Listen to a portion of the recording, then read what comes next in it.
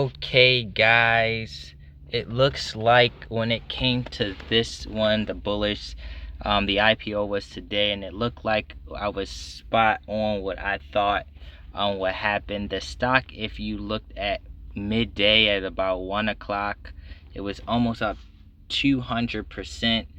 And I kind of figured that, based off of the Robinhood offering early early IPO access, that this was going to happen, because the last three IPOs regarding companies that were tech or crypto related, they end up doing really well. So I kind of figured that there were going to be a trend that a lot of people were going to try to lock in the IPO price earlier on that Robinhood was going to get, and then they were going to sell it the same particular day. Now, it doesn't actually show my cost basis.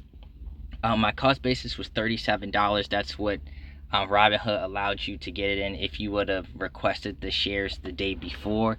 So that's what I did. And the reason why you might be thinking, why didn't you sell? Don't worry, I'll tell you exactly why I didn't sell.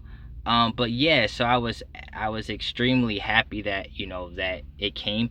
If you also look at one particular time, I was up almost close to $600. It was up. I was up almost 151 percent.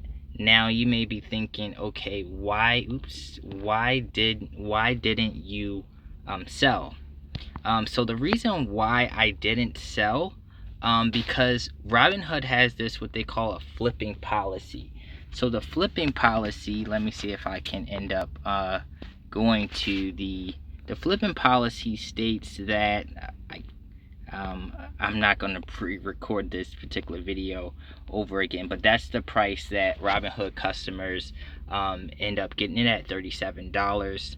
As you can see, at one time the highest was $118. But the IPO, and let me see if I can just pull it up so you can kind of see it quickly. So the flipping policy, it says you can sell the shares you receive through IPO access at any point in time. However, if you sell the IPO shares within 30 days of the IPO, it's considered flipping, and you may be prevented from participating in IPO access for 60 days. This policy applies to all IPO offers with IPO access. Now that's the only reason why I didn't.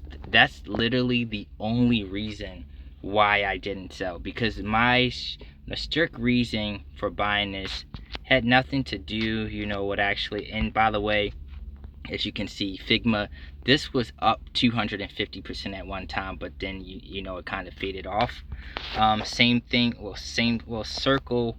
Theirs didn't happen as quickly, but let's see how many days. But Circle, this same way up. This one was up 395, but I think Circle is an overall actually better company. Arrow was the same thing, and Core, I think this is Corey, they kind of did the same thing. So that's why I was just like, hey, I like my odds with it. I ended up buying 10 shares, I believe, for $378 at one time. Like I said, I was up almost $600 dollars. So now here is where the tricky part comes. In this 30 days, I can, when it comes to stuff like this, the only thing you can take an educated guess, but I think that it will probably, continue to fall. I will, after the 30 days, I will immediately sell. Like I said, the reason why I bought this had actually nothing to do with the company itself. I noticed a lot of, if it's anything regarding tech, AI, crypto right now, it's gaining momentum. A lot of people have noticed the trend. I noticed the trend. A lot of other people noticed the trend as well. And as you can see, a lot of people had the same idea as me, and they end up selling. Now, a good part of these people that could have sold it could have been, you know, big institutions that, you know, locked in at $37 a share, or, you know, it also could have been regular retail buyers like us who got to 37, got at 37, and was like, okay, sell it off. Because like I said, ideally, if it wasn't for that policy, I would have been sold off at maybe not like, maybe not at the top, but probably around like the $93 or something like that, or at least sold half my shares. But the only reason why I didn't do that, simply because I don't want to end up messing up or preventing me from, you know, getting early access for shares going forward. So a lot of people probably, what could have happened is they sold their shares on Robinhood or something like that. They probably just showed their shares anyway and just like, hey, if Robinhood stops me from getting future shares for early access, I'm fine with that. Now, if I had like a lot of money, like I placed a big bet, I would definitely get out, because I know this was, you know, it's based off of, okay, once I believe this is gonna happen. Once it goes up, most other people was thinking the same thing I'm thinking. So it's like, okay, once I got 100% in one day, you know, like easy money. You know, I'm taking it at me. I'm taking my profit. I'm moving the money, because most of the time something go up 100%, 200% in a day. Things can get ugly pretty quickly, and the last thing you want to do is end up losing all your gains and stuff. But yeah, guys, that is this video. I'm not gonna drag it out. I'm gonna hold it to 30 days. Hopefully, you know, the gains will hold. If I had to anticipate, I mean, by the time that 30-day period, it might only be up 20 or 30% or something like that. But I mean, hey, that's cool.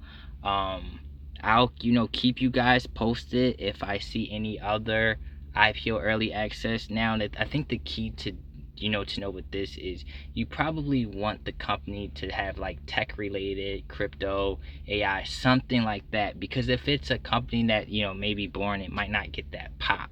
So it has to be something that kind of catches people attention. Now, you know, going forward. But yeah, that concludes this video. Let me know in the comments below what you think. If you haven't already, make sure you hit the like button. If you're new, make sure you subscribe to the channel. I'm out.